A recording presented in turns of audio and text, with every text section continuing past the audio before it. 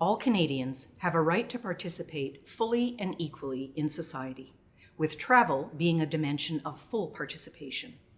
In 2019 and 2020, nearly 2/3 of the 2.2 million persons with disabilities who traveled on planes, trains, and other federally regulated modes of transportation faced a barrier.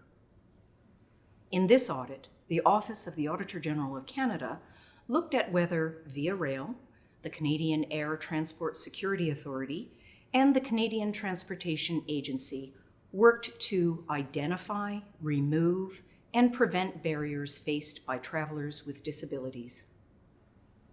We found that all three organizations took steps to improve accessibility by identifying, reducing, and preventing some barriers in the transportation industry.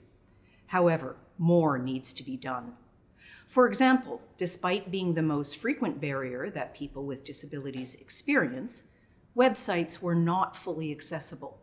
This makes it difficult for someone with disabilities to plan or book a trip by themselves.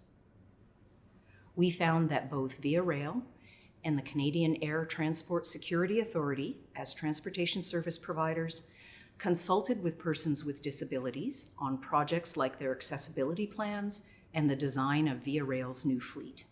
However, they did not consistently consult on other projects and therefore missed opportunities to address more barriers.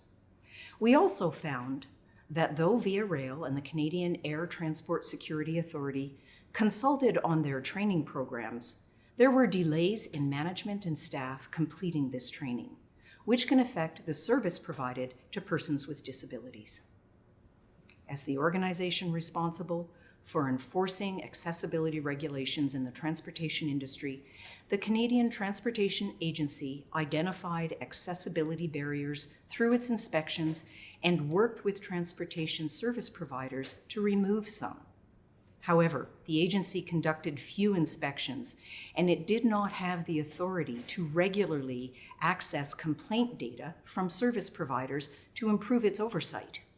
Meanwhile, service providers focused on resolving individual complaints, which means they missed opportunities to use complaint data to better understand the lived experience of travelers. While we found progress in some areas, many barriers to accessible transportation remain.